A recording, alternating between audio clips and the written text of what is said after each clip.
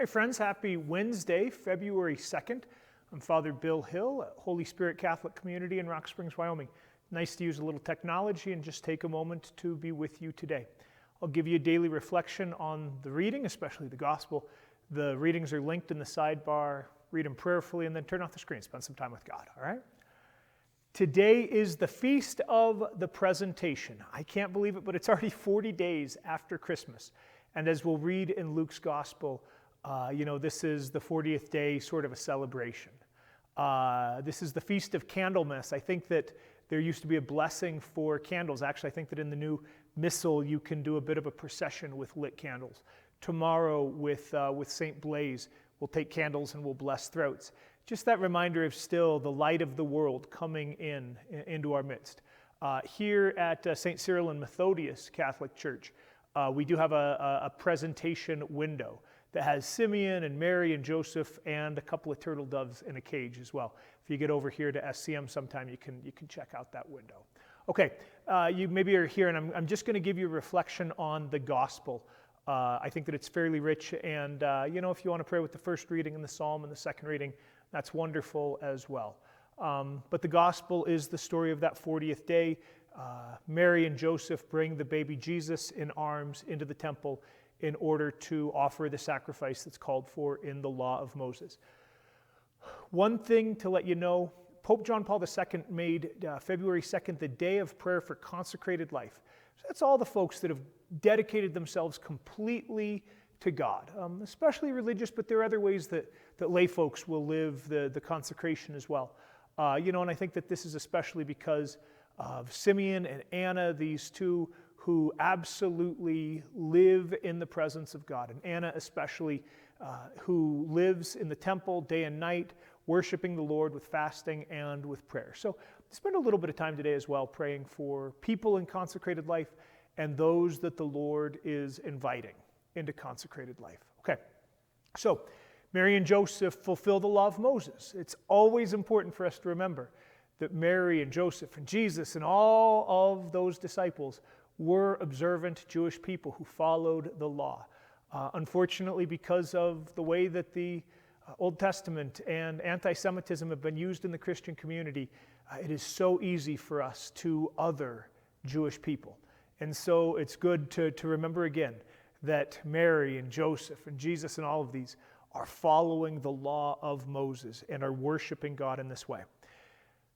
Joseph and Mary offer 2 pigeons or turtle doves because they're poor.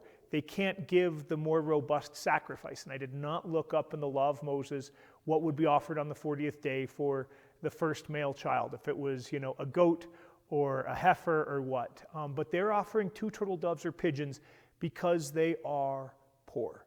Just that poverty of spirit that we're called to, right? Regardless of what our economic status or class, that each of us comes into this world with nothing and we leave this world with nothing, and everything that we have is a gift from God that is meant to be used for the building up of others, not for the enriching of our own lives.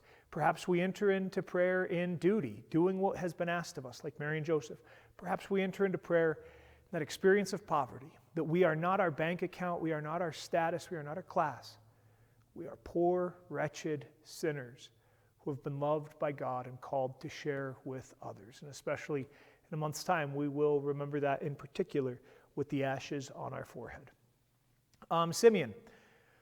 We have Simeon in the power of the Spirit, and so maybe we just take a moment and pray into the Holy Spirit. We who have been baptized and confirmed have been sealed in the Holy Spirit.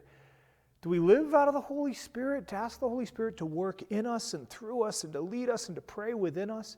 On a daily basis, I know that I could be way more spiritual, and live in the power of the Spirit myself. Maybe that would be a place to pray.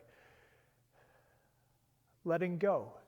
The words of this canticle are used at night prayer by those who pray the liturgy of the hours. And it's a letting go, saying, okay, I've done the work of this day that I am able to do. Now, Lord, let your servant go in peace. You, Lord, have been faithful. And so a surrendering of the control, surrendering of the illusion of control, the idea that we ourselves are doing it all, that just hand it over into God, trusting that God is bringing the light to all the nations, and we servants can go in peace. These images of Anna and Simeon, those who have dedicated themselves completely to God. Just that question, Jesus, this baby in this story, is going to grow up and is going to teach that the great commandment is to love the Lord your God with all your heart, your mind, your soul, and your strength. Anna and Simeon are doing their best to do that. And they do it by being in the temple. Anna herself fasting in prayer. We may not spend all of our time in the temple, even though maybe you only see me in here. I don't spend all my time in the church building and in fasting and prayer.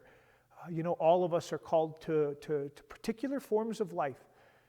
How do we live it? Are we living it with our hearts and our minds and our souls and our strength directed towards God? Finally, just a little bit of that image at the very end, right? Joseph and Mary, they don't stay in the temple. They return to Nazareth, they return to their own town of Nazareth, as it says at the end of Luke's gospel. And they simply take care of themselves and their child, and they live the small little details of life. A place of devotion is just the private life of Mary and Joseph and Jesus and all those others in that town and in that extended household who worshiped God, who followed on a daily basis.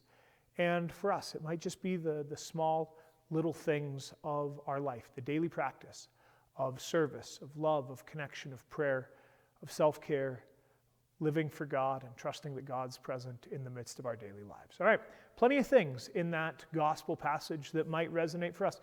Maybe something stirs within you that I didn't reflect on. But go ahead and read those readings prayerfully and then spend some time with God. All right. Happy Feast of the Presentation. Let's especially be praying for folks who have dedicated themselves completely to God and those who are being called by God to that form of life. God bless you, friends.